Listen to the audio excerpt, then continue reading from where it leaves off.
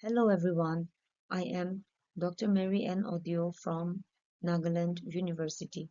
Today I'll be introducing modern organization theories, a set of approaches that transformed how we understand and manage organizations in the 20th century and beyond.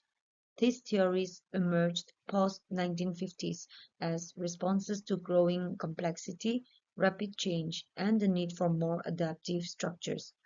Let's explore how they reshaped the landscape of organizational behavior. By the 1950s, the business world was no longer stable and predictable. Rapid technological change, growing competition, and global expansion created complex and dynamic environments. The classical and human relations theories, which emphasized structure and worker satisfaction, were no longer enough. This is where modern organization theories came in. These theories shifted the focus from rigid hierarchies and fixed roles to something more flexible and realistic. They looked at organizations as living systems that need to adapt constantly to their surroundings. Modern theories emphasize three key ideas. Number one, adaptability, which means organizations must respond to change and should not resist it. Two, systems thinking, everything is connected. Changes in one part of the organization will affect the whole system. Third, decision processes. It's not just about rules and control anymore. Decision making under uncertainty becomes a central concern. Ultimately, the core message of modern theories is this: there is no one size fits all solution. What works for one organization may not work for another.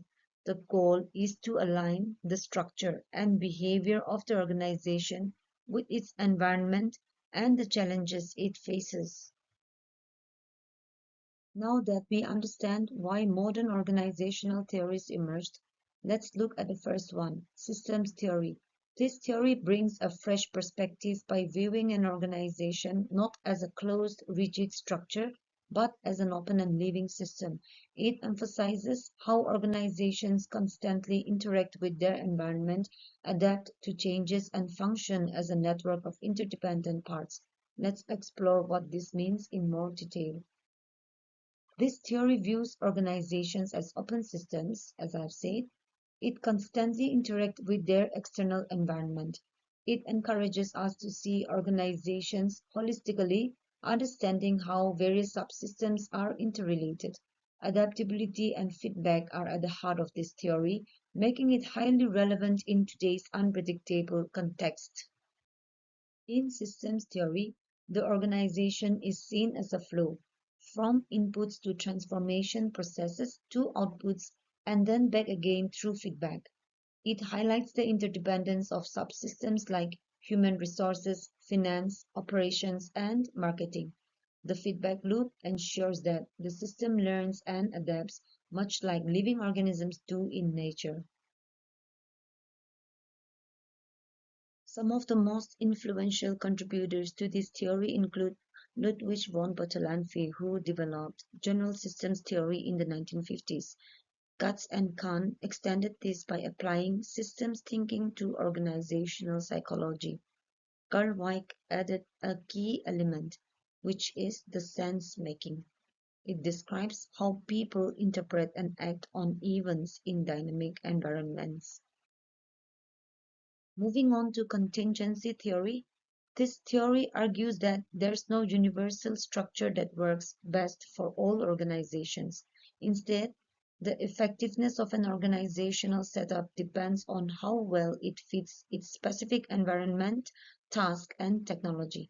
In short, the organizational structure should follow strategy and context. According to this theory, an organization's structure should match its environment, whether stable or dynamic, its technology, whether routine or complex, and its overall size and strategy. The core idea is adaptability.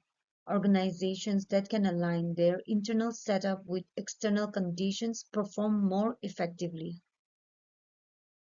The key thinkers here include Joan Woodward, who explored the link between technology and structure.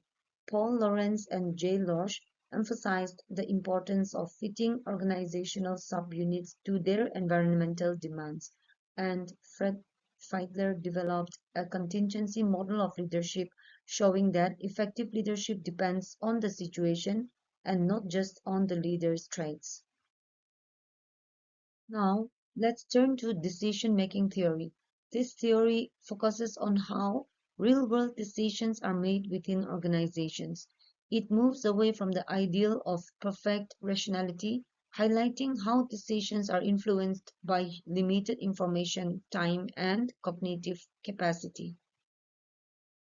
The theory introduces concepts like programmed versus non-programmed decisions and bounded rationality, where decision makers settle for good enough rather than optimal solutions.